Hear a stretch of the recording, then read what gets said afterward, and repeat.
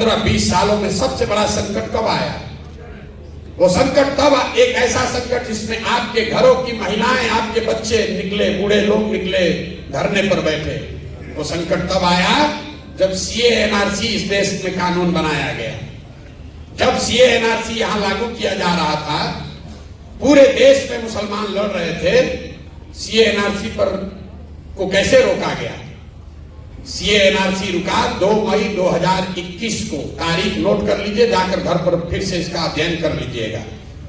2 मई 2021 को, जिस दिन भाजपा को बंगाल में शिकस्त दी गई, उस दिन सीए एनआरसी का हंगामा रुका। तो ईमान की बात करने वाले मुसलमान कोई तो नहीं कहता, हम लोग तो कोई ऊपर से नहीं आए। ये क्यों है? क्योंकि आपके मन में बंधुआ, राजनीतिक बंधुआ मजदूरी घुसा दिया गया। आपको यह बता दिया गया है कि आपको किसी न किसी के पीछे ही चलना है। आप चाहे कांग्रेस, आप ईमान की बात करने वाले लोग जरा याद कीजिए कि जब बंगाल में लड़ाई लगी, आपको आडवाणी जी का रथ रोकना याद है। ये नहीं याद है कि बंगाल में जब लड़ाई लगी तो कौन रहनुमा आपकी मदद करने के लिए खड़ा हुआ? दीदी के अपने लोग आधे से ज्यादा पार्टी वाले छोड़कर भाजपा के डर से भाजपा में भाग गए। तब लालू यादव नहीं गए थे बंगाल। राहुल गांधी अलग से चुनाव लड़ रहे थे, तब वहां पर वोट कटवा थे। अखिलेश यादव वहां नहीं गए थे। जब दीदी के साथ कोई नहीं खड़ा हुआ, पूरे देश में लोगों ने कहा कि भाजपा वहां जीत कर आ रही है 200 सीट। यही प्रशांत किशोर ने कहा था कि अगर भाजपा को 100 के नीचे नहीं रोके तो जीवन में संन्यास ले लेंगे। बोले नहीं, 2 बरस वहां, जैसे यहां गांव गांव घूम रहे हैं, 2 बरस खून पसीना लगाकर वहां मेहनत किया। और जिस भाजपा को लग रहा था कि बंगाल स्वीप कर देगी, वहां पर उनको हमने 77 पर रोका। तो हम हो गए भाजपा के बी टीम। और आप घर में बैठ के कमेंट्री कर रहे थे, तो आप दीजिएगा हमको सर्टिफिकेट। हमको ना चाहिए रे भाई। और हेलो दोस्तों, कैसे होंगे? मुझे उम्मीद है कि आप लोग भी बहुत अच्छे होंगे। और मुस्लिम समाज के पटना में बहुत बड़ा सभा होने जा रही है। और चलिए दिखाते हैं आपको, कितने सारे लोग अलग अलग जगह से आए हुए हैं और अलग अलग डिस्ट्रिक्ट के लोग आए हुए हैं। और चलिए, हमारे साथ बहुत सारे साथी आए हुए हैं और चलिए दिखाते हैं आपको। तब तक हमारे साथ बने रहिए।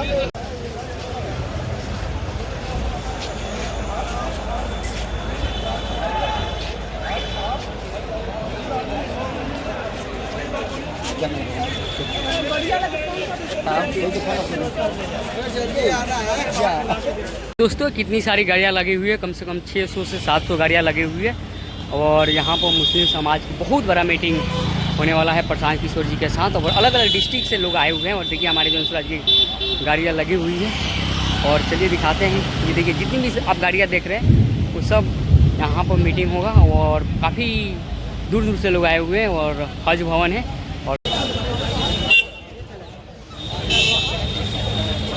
लेकिन हम लोग फोटो लेगा ना भाई।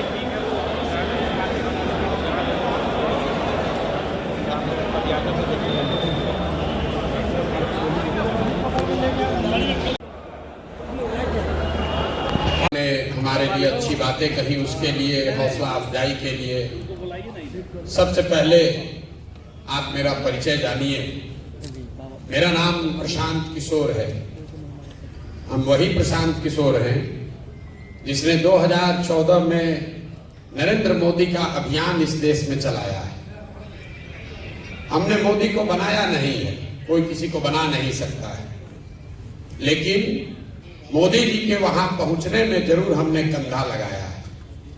उस नजरिए से अगर आप भाजपा के विचारधारा के विरोधी हैं या मुसलमान होने के नाते आप ऐसा समझते हैं कि जिस शख्स ने नरेंद्र मोदी की मदद की है उसके साथ कैसे चले, उस पर भरोसा कैसे करें, तो ये बिल्कुल आपकी वाजिब वजह है। आपको हमारे साथ नहीं चलना चाहिए, हम पर भरोसा नहीं करना चाहिए। लेकिन अगर आप मेरे परिचय का ये हिस्सा जानते हैं कि 14 में मैंने मोदी जी का अभियान चलाया है, तो आप में से कुछ लोगों को यह भी पता होगा कि 2014 से लेकर 2021 तक इस देश में जहां कहीं भी मोदी भाजपा हारा है, हराने वाला कोई भी हो, चाहे वो बिहार में महागठबंधन हो, पंजाब में कांग्रेस हो, तेलंगाना में केसीआर हो या बंगाल में ममता बनर्जी हो, हराया चाहे जिसने भी हो, उन सब के पीछे भी इसी प्रशांत किशोर ने कंधा लगाया। यहां आपने बात करी है मुसलमानों की दुर्दशा पर, हम अपनी आंखों से भी देख रहे हैं। लोग सच्चर कमेटी में पढ़ते हैं, यहाँ बड़े बड़े दानिश्वर बैठे हुए हैं, बड़ी बड़ी बातें आपने कही। आप कह रहे हैं कि आपकी हालत ये क्यों है? कोई हमको अपना रहनुमा बनाना चाहता है, कोई पूछ रहा है कि आप बताइए पहले क्या कीजिएगा तब आप पर भरोसा करेंगे। किसी ने अपना मोहब्बत का पैगाम ही पूरा पढ़ दिया। मुसलमानों की ये जो दुर्दशा है, ऐसी किसी ने सही कहा कि ऐसी बैठकें पहले भी होती रही हैं, आगे भी होंगी। इससे मुसलमानों की दुर्दशा नहीं सुधरने वाली। जब तक आप ये नहीं समझिएगा कि आपकी इतनी दुर्दशा है क्यों, इसलिए नहीं है कि आपकी संख्या कम है, इसलिए नहीं है कि नेताओं ने आपको ठगा है। नेताओं ने जितना आपको ठगा है उतना समाज के दूसरे हिस्से को भी ठगा है। आपकी दुर्दशा इसलिए है कि आपके कौम के सबसे बड़े रहनुमा पैगंबर साहब ने कहा कि जिस कौम को अपने रहनुमाओं की समझ ना हो, उसके ऊपर जालिम हुक्मरानों को मुसल्लत कर दिया जाता है। आप वो कौम हैं जिसको अपने रहनुमाओं की समझ ही नहीं है, वो समझ बनी ही नहीं। आप वो कौम हैं जिसकी शुरुआत का पहला शब्द ही है इकरा, पढ़ो, और उस कौम ने अपने बच्चों की पढ़ाई को ही छोड़ दिया। मेरे भाई, आपको प्रशांत किशोर से सीखने समझने की जरूरत नहीं है। ना हम आपके रहनुमा हैं, ना होने का दावा करते हैं। आपको अपने कौम में जो बातें बताई गई हैं सामाजिक, राजनीतिक, सियासी नजरिए से, अगर आप उसको स्वीकार कर लें, उसी से आपकी बदहाली दूर हो जाएगी। जब मैं कह रहा हूं कि आपको अपने रहनुमाओं की समझ नहीं है, ज्यादातर लोग यहां कहेंगे भैया विकल्प नहीं है। हम आपको उदाहरण देके बिहार के नजरिए से बताएंगे कि आपको कैसे रहनुमाओं की समझ नहीं है। आज जितने भी मुसलमानों से आप बात कीजिए, वो कहता है भैया हम लोग के पास विकल्प नहीं है। 2014 में आपके पास विकल्प आया था। आज जो यहाँ के सदर हैं, हम उनके विरोध में खड़े, वो भाजपा के साथ है, लेकिन नीतीश कुमार 14 में उन्होंने आपके साथ कोई दगा नहीं किया था। यहां जितने शख्स बैठे हुए हैं, आप ये बात मानिएगा कि 2005 से लेकर 2014 तक नीतीश कुमार ने मुसलमानों के साथ कुछ गलत नहीं किया। ये वही नीतीश कुमार हैं कि 2010 में जब उनकी चलती थी तो नरेंद्र मोदी को बिहार में उन्होंने घुसने नहीं दिया था। ये वही नीतीश कुमार है 2012 में जब नरेंद्र मोदी को भाजपा ने अपना अभियान का चेहरा बनाया तो नीतीश कुमार उस गठबंधन से बाहर निकल गए। अपनी सरकार, अपनी पूरी राजनीतिक कैरियर को दांव पर लगाया। लेकिन वही नीतीश कुमार जब 2014 में चुनाव के मैदान में आए तो यहां बैठकर बड़ी बड़ी बात कहने वाले कौम के जो रहनुमा हैं, आपने नीतीश कुमार को रहनुमा नहीं बनाया। तब आप लालटेन पकड़कर घूमने लगे। मेरे भाई, अगर आप दगा करोगे तो आपके साथ भी कोई दगा करेगा। आपने नीतीश कुमार के साथ भलाई का काम नहीं किया तो नीतीश कुमार अगली बार जीत कर आया जब 15 में आपके वोट से, हम नीतीश जी के साथ थे, हमने महागठबंधन बनवाया था। नीतीश जी हमको हमेशा कहते थे प्रशांत जी कुछ भी कह लीजिए, मुसलमान हम लोग के साथ रहेगा नहीं। तो जैसे ही उनको मौका लगा, आपको ठग कर भाजपा की ओर चला गया। लेकिन मुसलमानों की राजनीतिक सलाहियत को आप देखिए, वही नीतीश कुमार अभी 1.5-2 साल पहले फिर भाजपा को छोड़कर महागठबंधन में आ गए, इंडिया अलायंस बनाए और सारे मुसलमानों को लगा कि अब यही नया रहनुमा है जो हम लोग को देश में बचाएगा। अब वो आदमी चुनाव से पहले ही फिर आपको छोड़कर भाग गए। ये आपको क्या बताता है? जब आपको नीतीश कुमार को रहनुमा बनाना था तब आपने उनको माना नहीं, जब उस पर भरोसा नहीं करना था तब आपने उसको रहनुमा बनाकर उन्हीं के कहने पर इंडिया अलायंस के भरोसे देश का चुनाव लड़ने वाले थे। पता चला चुनाव से पहले ही भाग गया। ये तो भला हो कि चुनाव से पहले भागा, लेकिन अगर नहीं भागे होते तो हम आपको लिख के देते। यहाँ जितने जितने दानीश्वर मुसलमान बैठे हो, समझदार बौद्धिक तौर पर प्रबुद्ध लोग, सब लोग जाकर आप लोग नीतीश को वोट देते हैं। जीतने के बाद वो आदमी भागता है। तो आपका जान बच गया कि इस बार वोट लिए लेने से पहले ही भाग गया। मैं आपको ये क्यों बता रहा हूं?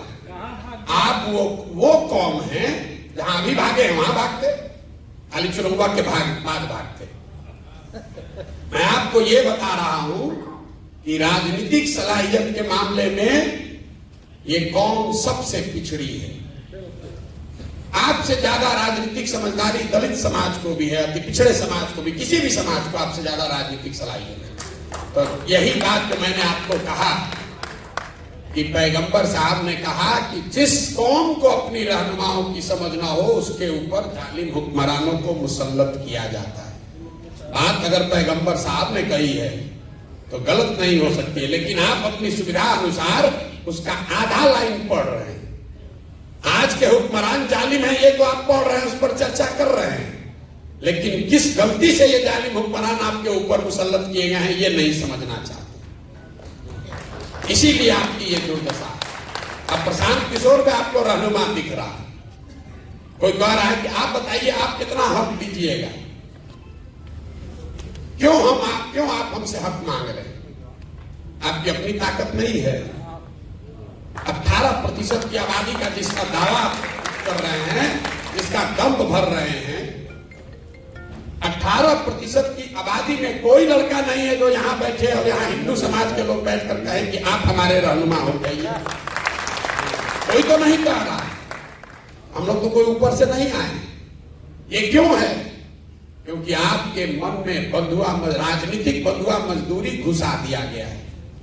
आपको यह बता दिया गया है कि आपको किसी न किसी के पीछे ही चलना है। आप चाहे कांग्रेस के पीछे चलिए या राजद के पीछे चलिए। अब आपको लग रहा है प्रशांत किशोर के पीछे चले। मेरे भाई, किसी के पीछे चलोगे तो आपके साथ धोखा होगा ही होगा। प्रशांत किशोर के साथ चलिएगा तो भी धोखा होगा। जन सुराज अभियान में हम आपको ये नहीं कह रहे हैं आकर हमको वोट दे दीजिए, हमको बना दीजिए, हम आएंगे सबका चिंता कर लेंगे। जिस कौम में लोग अपनी चिंता नहीं कर रहे हैं, जिस कौम में लोग अपने बच्चों की चिंता नहीं कर रहे हैं, उसकी चिंता प्रशांत किशोर कैसे कर लेंगे? कैसे कर लेंगे आप बताइए? हम गांव में चलते हैं, जो मुसलमानों के बड़े गांव हैं, एक जो नई चीज हमने देखी, जो मुसलमानों के बड़े गांव हैं जिसकी आबादी 3000 से ज्यादा है, वहां बिहार तो पूरा ही गरीब बदहाल है, लेकिन जो मुसलमानों के बड़े गांव हैं वहां पर मुझे सबसे ज्यादा गरीबी फटहाली दिखी। मुझे बाद में जब कुछ महीने चल लिया तो मैंने इस बात को गौर किया कि भाई ऐसा कैसे है कि जो बड़े मुसलमानों के गांव हैं उनकी हालात मिक्स्ड आबादी वाले मुसलमानों के गांव से या मुसलमानों के छोटे गांव के मुकाबले ज्यादा खराब है। ऐसा क्यों है?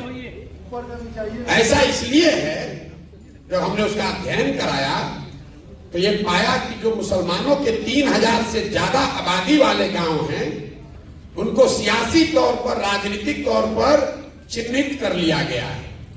तो जब कोई जदयू का, भाजपा का विधायक जीत कर आता है तो निश्चित करता है कि उस गांव की ओर मुंह भी न करे, वहां जाए भी ना, वहां काम भी न करे। लेकिन अगर वहां कोई आरजेडी का जीत कर आ गया, कांग्रेस का जीत कर आ गया, तो कहता है ये तो 3000 वोटवा अपने हाथ में है, ये जाएगा कहां, बगल के गांव में काम कराओ।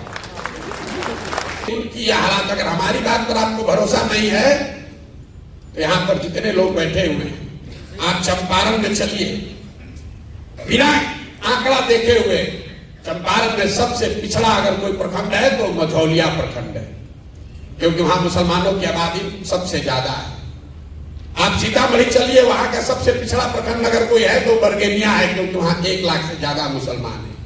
दरभंगा में, मधुबनी में बिना आंख बंद करके इसी जिले का जो सबसे पिछड़ा प्रखंड है उस पर उंगली डालिए, वहां पर मुसलमानों की संख्या सबसे ज्यादा होगी। और आपको दिख ही नहीं रहा, आप वोट दिए जा रहे हैं, 30-40 साल से वोट दिए जा रहे हैं। लोग कोई किसी को वोट क्यों देता है? वोट देने के 3 ही कारण है। आप वोट देते हैं अपना और अपने बच्चों के विकास के लिए, दूसरा आप वोट देते हैं अपनी राजनीतिक भागीदारी के लिए, तीसरा आप वोट देते हैं अपने राजनीतिक विरोधी को हराने के लिए। आप प्रशांत किशोर धर्मस्वराज को छोड़िए, पिछले 30-35 साल से आप जो कर रहे हैं उसको जरा इन 3 कसौटियों पर कस कर देखिए। यहां बैठा हुआ कोई मुसलमान नहीं कह सकता है कि 30 साल से राजद को, लालटेन को वोट देने से आपके बच्चों का विकास हुआ, कोई नहीं कह सकता। अभी एक एमएलए साहब ने कहा लालू जी के राज में आवाज मिली, बिल्कुल मिली। वो सिर्फ मुसलमानों को नहीं मिली, जितने सामाजिक तौर पर गरीब और पिछड़ा है सबको मिला, और उसके लिए लालू जी का सम्मान होना चाहिए। हम रोज मन से कहते हैं मुसलमानों के भी गांव में, हिंदुओं के भी गांव में, लेकिन लालू जी ने जिन वर्गों को आवाज दी उनके बच्चों को पढ़ाई की व्यवस्था नहीं कराई। लालू जी ने जिन वर्गों को आवाज दी उनको कभी जमीन नहीं दिया। यहां बिहार में भूमि सुधार नहीं लागू किया। लालू जी ने जिनको आवाज दी उनको पैसा पूंजी इनका व्यवस्था नहीं कराया। नतीजा क्या हुआ? आप भीड़ में लालू जी की आवाज बन के रह गए, आपके बच्चों को पढ़ाई रोजगार नहीं हुआ। तो जो काम उन्होंने किया है उसके लिए सम्मान होना चाहिए, लेकिन जो काम नहीं किया उसका भी विवेचना होना चाहिए। आप 30 वर्ष से लालू जी को वोट देते हैं, आंख बंद करके देते हैं, आप कुछ भी दावा करें, सब जानता है। आपको विकास नहीं मिला। मुसलमान कहता है भैया इससे कोई बात नहीं, चलिए कम से कम लगता है कि हम लोग का अपना दल है, भागीदारी हमको है। आप अपने भागीदारी का आलम देखिए। बिहार में जनसंख्या के हिसाब से आपके 40 एमएलए होने चाहिए, हैं 19। ये कोई चिंता का कारण नहीं है मेरी नजर से। ज्यादातर लोग कहेगा भैया हम लोग को टिकट नहीं मिलता इसलिए हम लोग का विधायक कम है। ज्यादातर लोग उसी नजरिए से इस बात का विवेचना करते हैं। मेरे लिए चिंता का कारण नहीं है कि एमएलए 19 है। चिंता का कारण यह है कि आबादी के हिसाब से आपके 1650 मुखिया होने चाहिए। बिहार में 1200 से कम मुखिया मुसलमान है। आबादी के हिसाब से 27,500 आपका वार्ड सदस्य होना चाहिए। बिहार में 11,000 से कम वार्ड सदस्य मुसलमान है। उसके लिए आपको किसी लालू यादव की, प्रशांत किशोर की जरूरत नहीं है। मुखिया का चुनाव लड़ने के लिए, वार्ड सदस्य का चुनाव लड़ने के लिए किसी दल की जरूरत नहीं है। ये क्या दिखाता है? ये दिखाता है कि आपके मन में वो राजनीतिक जो बंधुआ मजदूरी, आपका आत्मविश्वास खींच लिया गया है। आपके और आपके समाज से बच्चे जो हैं वो राजनीति में आ ही नहीं रहे। तो जब आप राजनीति में आ ही नहीं रहे हैं तो आपके हक की चिंता होगी कैसे? जब आपके बच्चे वार्ड सदस्य नहीं बन रहे हैं, आपके बच्चे मुखिया नहीं बन रहे हैं, जिला पार्षद प्रमुख नहीं बन रहे हैं, तो एक दिन में राज्यसभा में एमपी और मुख्यमंत्री कैसे बन जाएगा? समाज ने उसकी चिंता नहीं की। आप वो कौम हैं जो मदरसे चलाते हैं, यतीम खाने चलाते हैं, लेकिन यहां जितने लोग बैठे हुए हैं आप मुझे बताइए कोई मुसलमानों की ऐसी संस्था, कोई ऐसा प्रयास जहां आप अपने बच्चों को राजनीति सिखाते हैं? आपका मुकाबला है आरएसएस से, संघ से, जो हर दिन देश में 1 लाख से ज्यादा शाखा लगाता है। बच्चों को अभी से सिखा रहा है।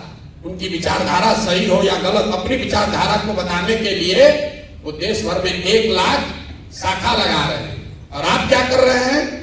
आप बैठ के इंतजार कर रहे हैं कि कोई गठबंधन आए, कोई रहनुमा आए तो हम लोग का तार दे।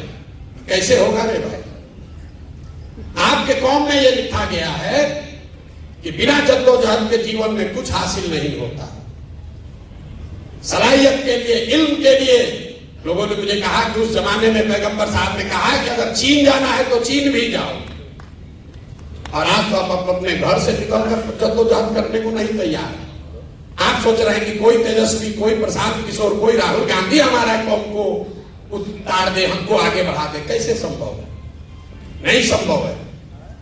अब आप कहिएगा कि भैया हमारी तो संख्या नहीं है, हमारी संख्या नहीं है, हम कैसे चुनाव जीतेंगे। जन स्वराज वही आपको फॉर्मूला दे रहा है। हम आपको यहाँ फॉर्मूला बताते हैं, रोज कैमरे पर भी कहते हैं। आपको लग रहा है कि किसके साथ गठजोड़ बनाए, कौन सा राजनीतिक समीकरण बनाए कि हम चुनाव जीतेंगे, कि भैया हम लोग खड़े हो जाए तो किसके साथ चले कि हम लोग चुनाव जीतेंगे। हम आपको उसका फॉर्मूला बता रहे हैं। आपको यह बताया जाता है कि अब कोई हिंदू बचा ही नहीं है जो भाजपाई नहीं है, सब हिंदू भाजपाई हो गया। MY समीकरण किसी शख्स ने बताया, MY समीकरण, MY समीकरण है लेकिन उसका ऑर्डर बदल गया, YM हो गया। जहां Y खड़ा होता है वहां पूरी मुस्तैदी और ईमानदारी से आप वोट देते हैं। जैसे ही M खड़ा हुआ, आधे से ज्यादा Y समाज के लोग आपको वोट नहीं देते। ताली मत बजाइए, अभी सुन लीजिए पूरी बात। बहुत लोगों को लगेगा कि हम यादवों के खिलाफ बोल रहे हैं ना। ये समीकरण अगर आप ब्राह्मण के साथ बना लीजिए, दलित के साथ बनाइए, पिछड़े के साथ, कुशवाहा के साथ, जिसके साथ भी बनाइएगा सबके साथ यही होगा। क्यों होगा उसको समझिए। ऐसा नहीं है कि यादव समाज के लोग आपको धोखा दे रहे हैं, ये आपका भ्रम है। भाजपा को पूरे देश में 36 से 37% वोट मिलता है। इस बात को ध्यान से समझिए। देश में 80% हिंदू रहते हैं, मुसलमानों ने भाजपा को तो वोट दिया नहीं है। अगर 80% हिंदू के समाज में भाजपा को 36-37% वोट मिलता है तो इसका मतलब है कि करीब करीब आधे हिंदू भाजपा को वोट दे रहे हैं। आधा हिंदू भाजपा को वोट दे रहा है। 80 में आधा देगा तो 40% हुआ, उससे थोड़ा कम ही, चूंकि भाजपा पूरे देश के हर सीट पे नहीं लड़ती है, तो जिन सीटों पे वो लड़ते हैं वहां आधा हिंदू उनको वोट देता है। उस जो हिंदू भाजपा को वोट दे रहा है उसमें यादव भी है, उसमें ब्राह्मण भी है, उसमें राजपूत भी है, दलित भी है, पिछड़ा भी है, सारे जाति के लोग हैं। करीब करीब आधा, थोड़ा कम या ज्यादा। लेकिन इसी आंकड़े में आगे का रास्ता भी छिपा हुआ है। आधा हिंदू अभी भी इस देश में ऐसा है जो भाजपा को वोट नहीं देता है। आपको सिर्फ इतना ही पहचानना है कि कौन हिंदू है जो भाजपा को वोट नहीं दे रहा है। आप उसको यादव के नजर से देख रहे हैं, ब्राह्मण की नजर से देख रहे हैं, कुशवाहा की नजर से देख रहे हैं। हम उसको कह रहे हैं कि नहीं, उसको विचारधारा के हिसाब से देखो। क्यों? यादव आधा आपके खिलाफ क्यों वोट देता है? इसलिए देता है कि वो विचारधारा के आधार पर भाजपा के साथ है। तो जब वो खड़ा होता है तब तो आप उसको वोट देते हैं, लेकिन जब आप खड़े होते हैं तो हिंदू मुस्लिम के आधार पर आधा आदमी वोट दे देता है भाजपा को। इसी में आपका आगे का रास्ता छिपा हुआ है। 4 विचारधारा के मानने वाले हिंदू, वो चाहे किसी जाति के हो, वो आज भी भाजपा से इत्तेफाक नहीं रखते हैं, भाजपा को वोट नहीं देते हैं। जो गांधी के विचारधारा को मानने वाला हिंदू है वो आज की भाजपा के साथ नहीं चल रहा है। जो बाबा साहब अंबेडकर को मानने वाला हिंदू है वो भी हिंदू आज भाजपा के साथ पूरी तरीके से नहीं है। जो कम्युनिस्ट विचारधारा के मानने वाले हिंदू हैं वो भी लोग भाजपा के साथ नहीं हैं। और जो समाजवाद के लोहिया जयप्रकाश को मानने वाले लोग हैं वो भी भाजपा के साथ नहीं है। तो आपको करना बस इतना है कि विचारधारा के आधार पर जो चार विचारधारा के मानने वाले हिंदू हैं, जो कि आधा हिंदू समाज है, उनके साथ अगर 20% मुसलमान सामाजिक राजनीतिक गठजोड़ बना ले तो 40 और 20 आप हुए 60 और भाजपा हुई 40। यही जन स्वराज के राजनीतिक सोच का आधार है, जो डेटा पर आधारित है, अनुभव पर आधारित है। इसको हमने 10 राज्यों में करके दिखाया है।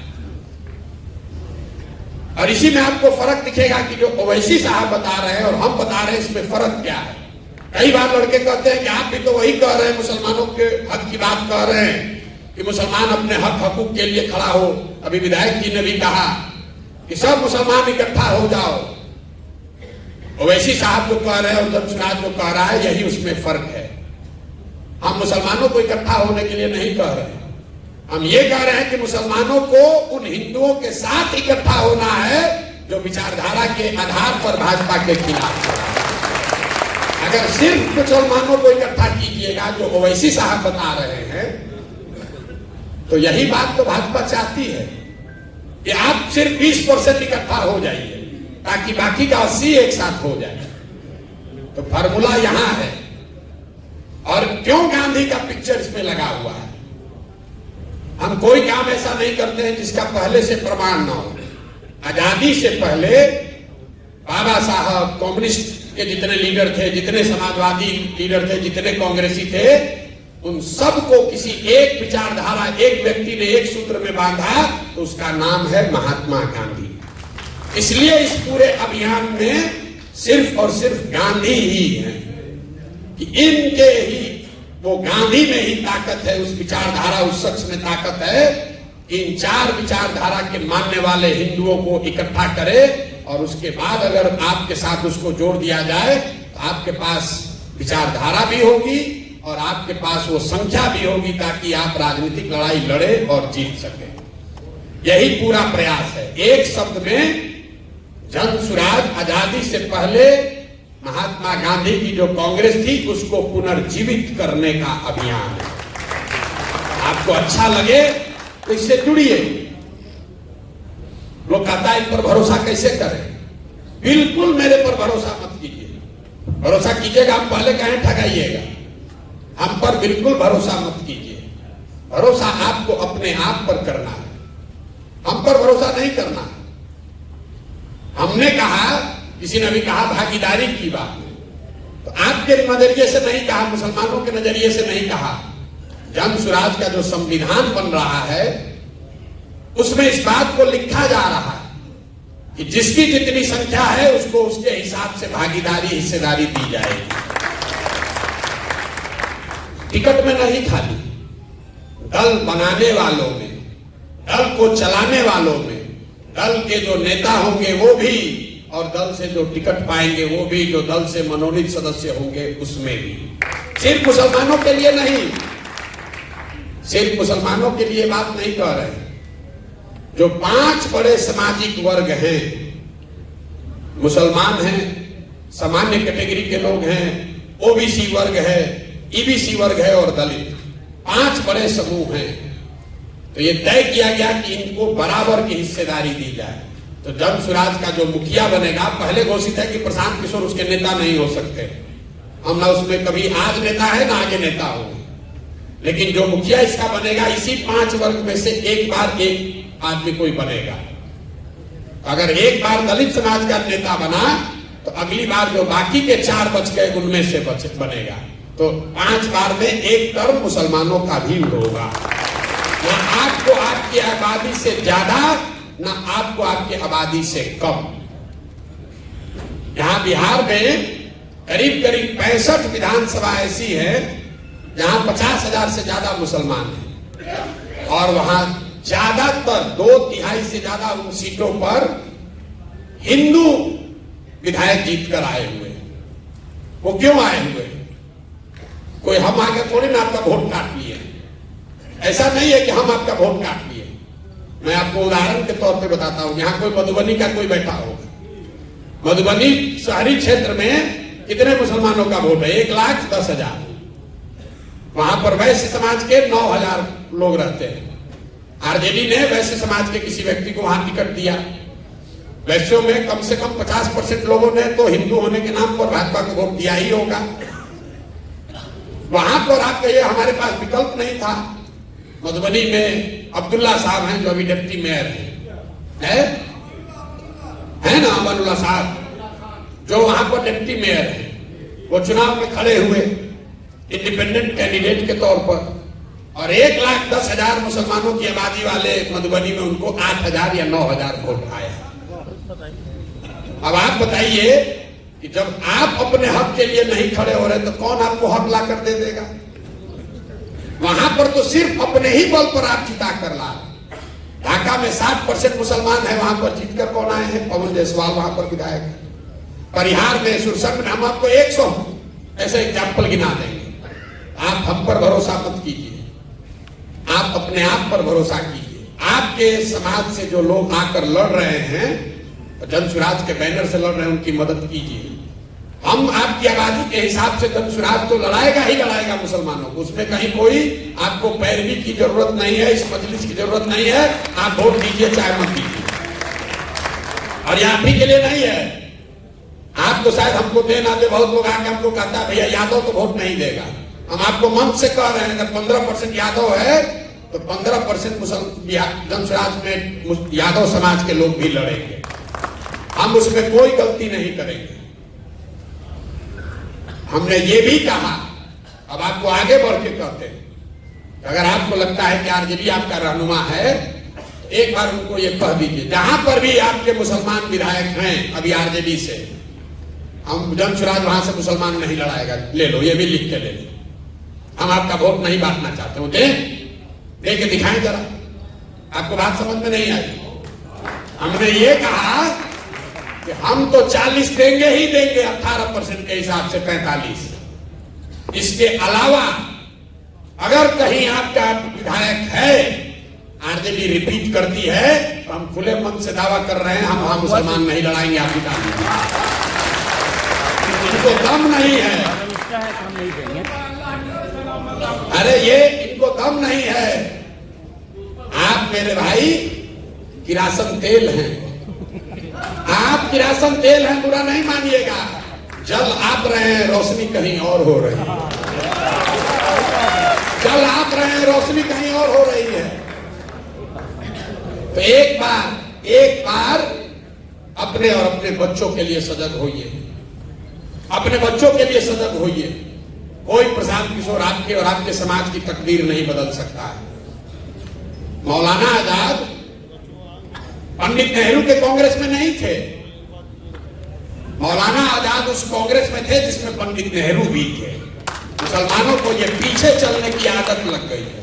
अब कह रहे हैं प्रशांत किशोर के पीछे चलेंगे, हमरा पीछे चल के क्या कीजिएगा? और आप कहते हैं कि हमारा वोट बैंक की तरह इस्तेमाल होता है।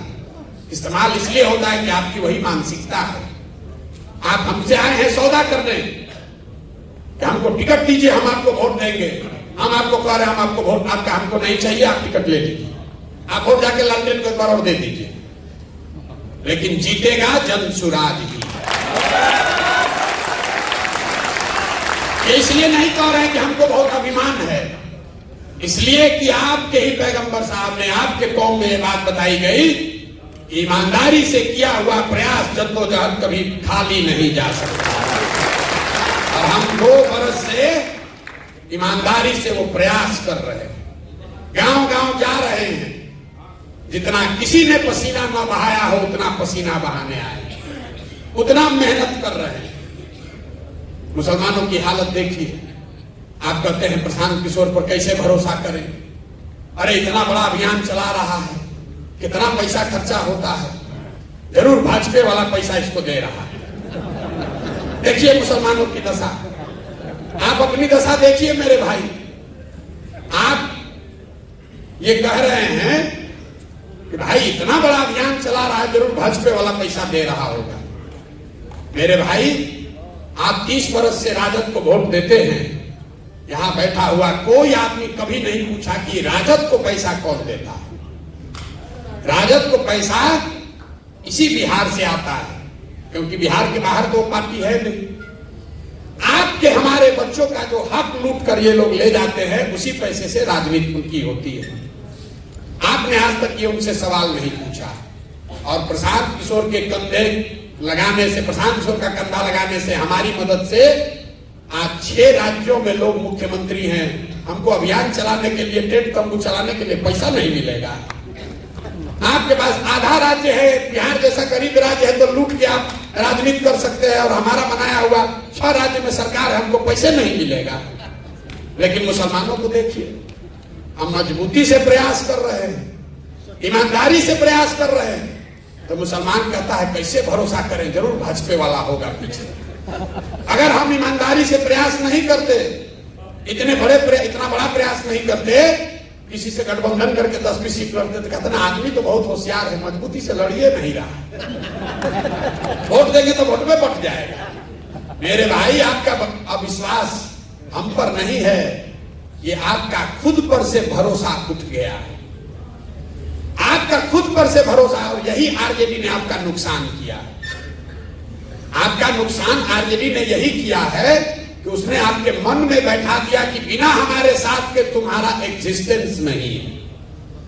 मुसलमान खड़ा होकर कहता है कि हम अल्लाह को छोड़कर किसी से नहीं डरते, और हम आपकी हर बैठक में, मुसलमानों की बैठक में आपके मुंह पर कहते हैं कि आपसे डरा हुआ कौम कोई है नहीं। भाजपा का डर दिखाइए, भाजपा का डर दिखाइए। और ये वो कौम है जो अपने बच्चों का हक लूट कर ले गए लोगों को भी भाजपा के डर से वोट देने को तैयार है। कैसे भला होगा आपका? अरे भाई, कम से कम जो बात आपके कौम में बताई गई है उसको तो ध्यान में रखो। प्रशांत किशोर से क्यों सीखने आए हैं? हम लोग तो निमित्त मात्र हैं, हम लोग तो निमित्त मात्र हैं, कुछ प्रयास कर रहे हैं। आपको अच्छा लगे तो जुड़िए, हमें आपका वोट नहीं चाहिए। मैं कहता हूं, और हर बार मुसलमान कुछ साथी उठकर कहते हैं भैया ऐसा काहे कर, हम लोग आपके साथ हैं। कि बहुत सारे साथी हम लोग के साथ जुड़े हुए हैं।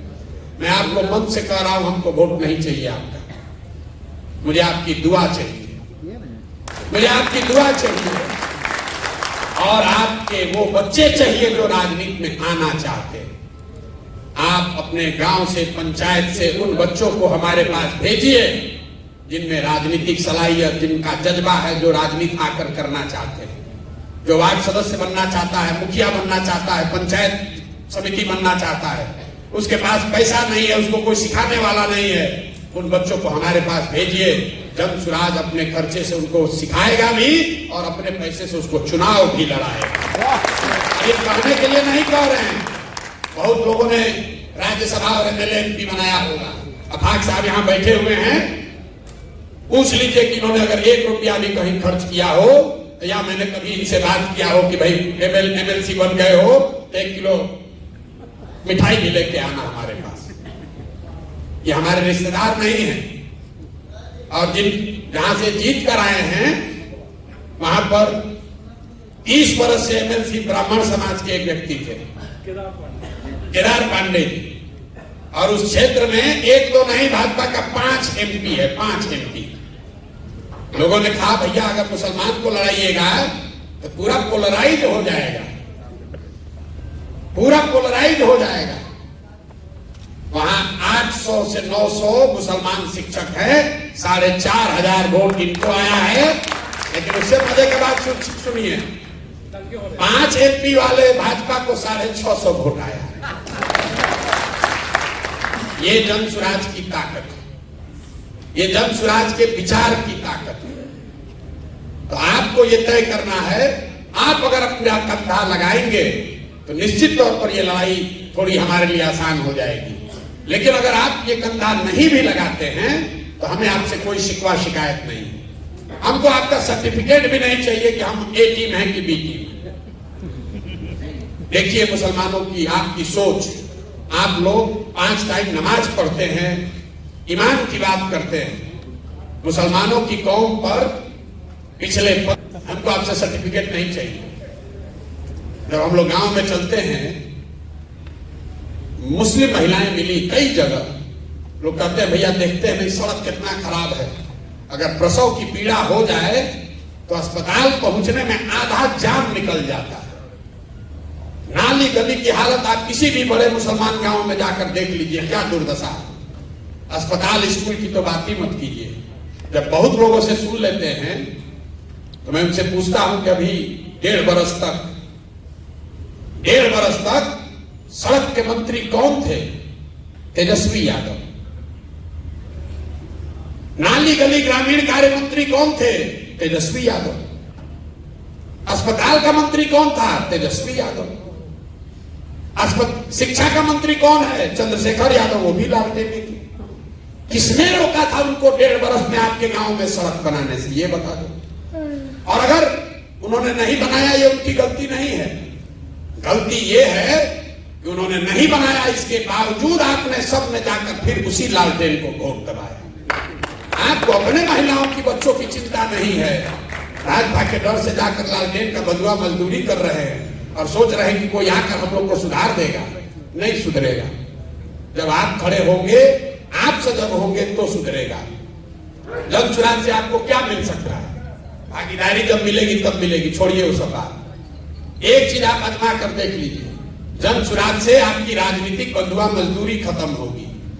हम आपको कुछ दे ना दे, जो लोग आपको बंधुआ मजदूर की तरह अभी तक ट्रीट कर रहे थे, अब कल से आपको पूछने लगेंगे।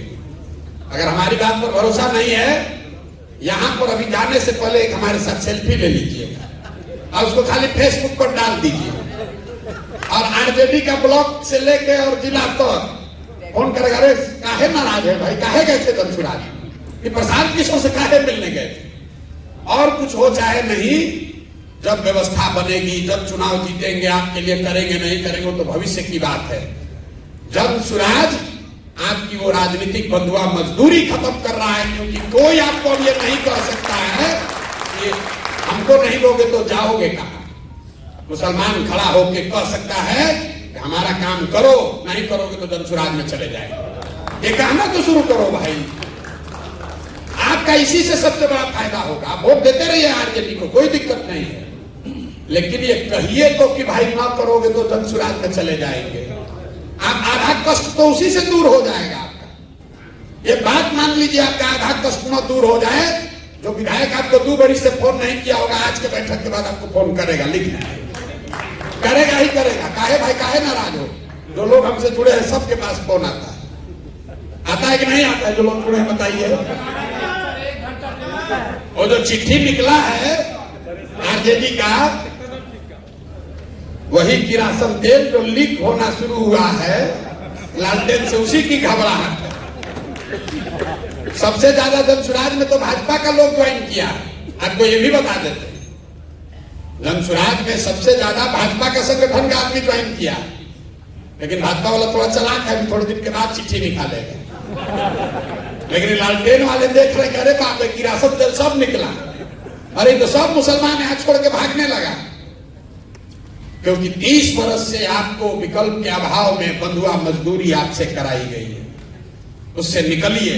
वोट जाकर आरजेडी को देना है, उसी को दीजिए, लेकिन कम से कम अपने सम्मान के लिए, अपने अधिकार के लिए बोलना तो शुरू कीजिए कि भाई हम, तुम नहीं करोगे तो विकल्प बना लेंगे।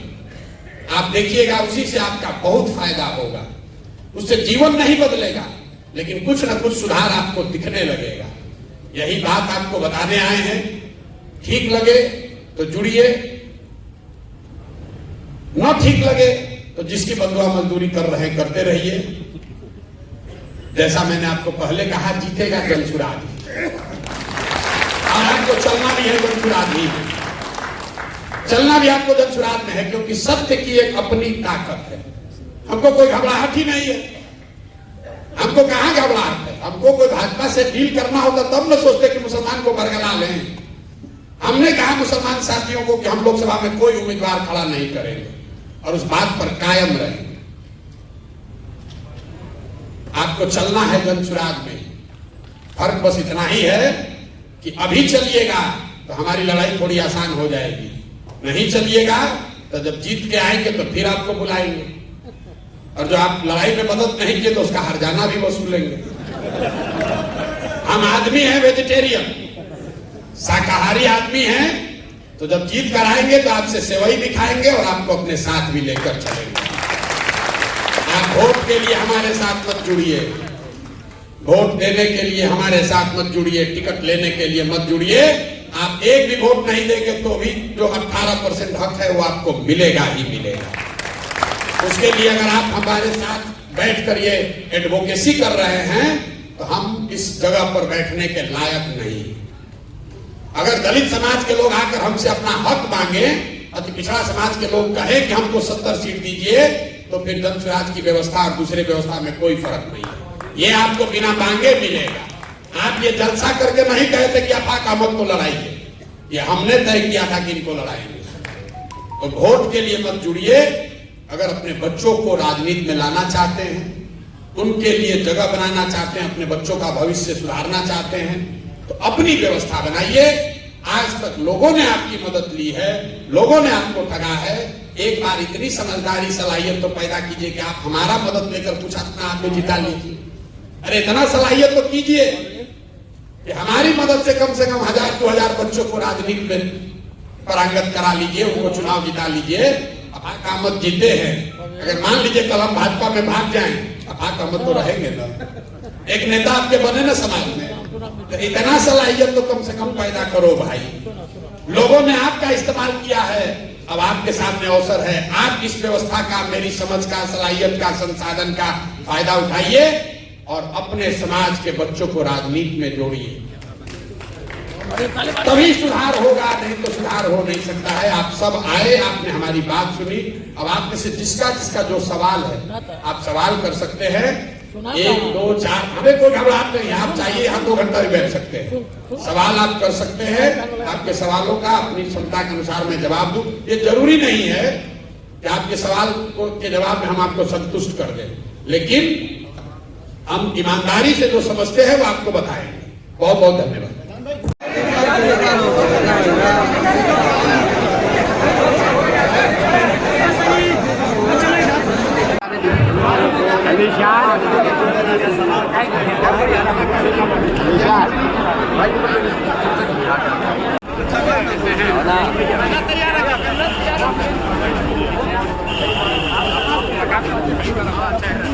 देखिए दोस्तों, मुस्लिम समाज के साथ मीटिंग थी और ये पटना में ही था और बहुत ही अच्छा मीटिंग चला।